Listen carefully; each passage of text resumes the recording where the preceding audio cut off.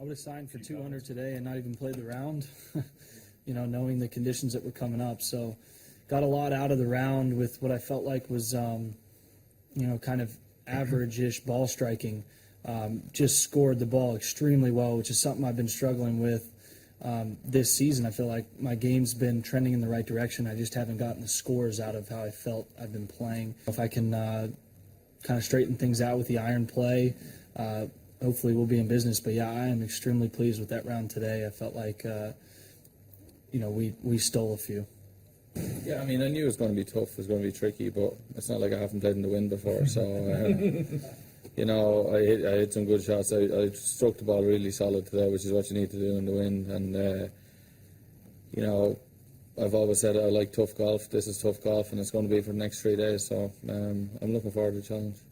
I think the wind's going to blow this way pretty much the next couple of days, I believe, and that's going to certainly change the scores quickly.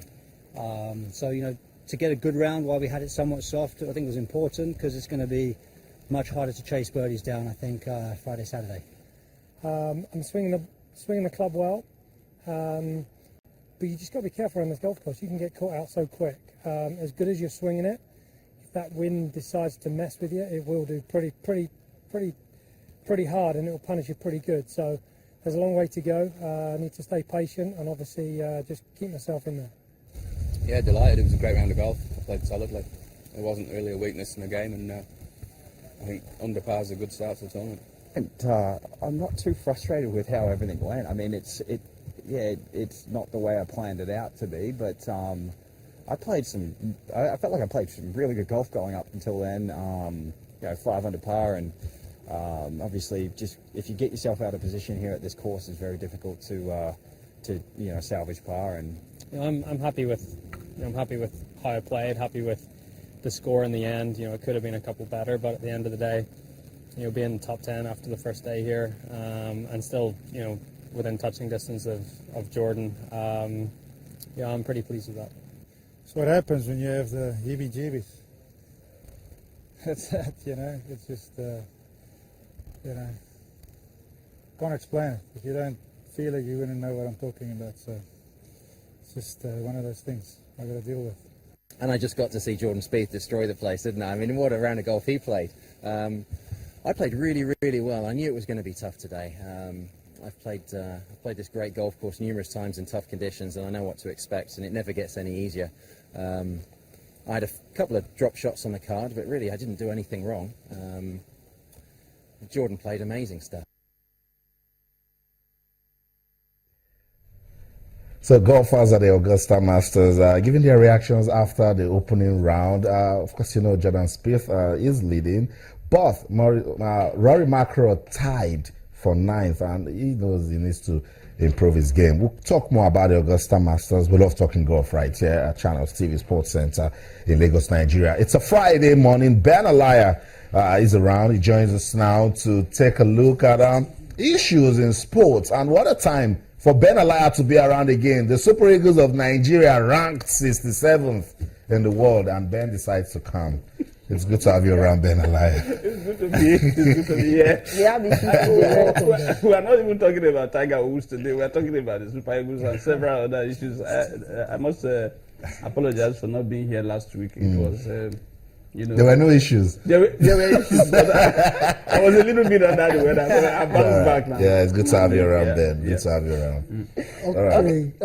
Fire the first question. Obviously, we're starting with this very, very interesting one. I say interesting because it's got a picture of Mikel on his backside with a caption that says, that's the complete sports, by the way, Eagles dropped to worst ranking in 16 years. Wow. Now 67th in the world and 14th in Africa. I just wonder why they're using a picture of Mikel in that one. He's the captain of the national team. Oh. And if he's the captain and you played 2 legs against Egypt, you drew one in Kaduna and you lost the other in Alexandria. I mean, this picture is spot on. It's spot on. Very apt. I think that we should be worried, really, really worried, because somebody said, asked me yesterday, now, if they are going to do the seeding, for the World Cup, yes, one of the areas that we might try to latch on is that, yes, we qualified for the last World Cup. at least among the 5 countries that. So FIFA may use that to rank us. But now we are 67 in the world. They will also use that against us. And we are now 14th in the world. So we might be 14th in Africa.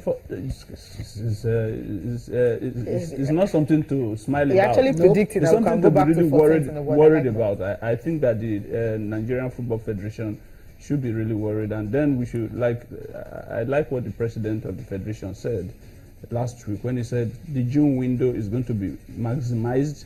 Every window that is available, they should be playing friendly. Why Egypt was playing friendlies, or we were playing friendlies against Burkina Faso and the likes, we were fighting and quarreling over nothing. And I think the issue of unity also comes in. The football family and in the sports should become very, very united. Yeah. Austin, there was an issue that was raised by the Sports Editors Guild, I think you're a member, and that was very germane. Yeah. Now, the media alone has lost 19 billion naira, conservative estimate of 19 billion naira. You know how many media houses we have across the federation. Wow. And I know how much Channels Television through Sports Center would have made What's our loss coming for not from? qualifying. For not qualifying. Yeah, For not for qualifying qualifying, for AFCON. Okay. We have, the media alone, we're not talking of the Nigerian Yeah. Football Federation, we're not talking of other sectors. Yeah. You know, we are not talking of the centers, viewing centers that should have made also millions or thousands of naira. We should be worried because, I mean, we're talking of empowerment, economic stuff, and here we are. Every time we have it, we do it. Incredible. Like I said, the NFF, they've got their work cut out. They have to ensure that preparations are in place. On for the time. World And Cup I qualifiers. like the statement. You Yeah. know, when a statement comes out and it's not picking on individuals, you cannot. If Nigeria is not qualifying, it's not about One person. one person, Amaju, Galadima, or whoever. It is about the nation. There's something that is fundamentally wrong that we must address, and we have the quality. Going over the 2 legs, I watched those games over and again, and I didn't see anywhere where the Egyptians were better than us. Yes. What we just lacked was that killer instinct. We would have killed them off before they scored in Kaduna. We did. course, we did. We would have scored in Alexandria before they scored their goal. We did it. So there's something fundamentally wrong, and that is the element of luck, I call it, then unity, and then there must be oneness as a nation. When you are going, the Egyptians, you saw they were hailing from start to finish. Yes. We don't do it. And some people will be here wishing the team evil. Others are, yes, true. Others are there saying the team must win. And so it is divided against itself. The Holy Book says doesn't stand. Doesn't stand at all. Okay, yeah. Well, good luck to the Super Eagles and in future rankings. They will need a lot of it. Good luck. No, but to be fair, I agree with you. Good luck. We need it. Okay. To be fair to the We NFF, need more than good luck.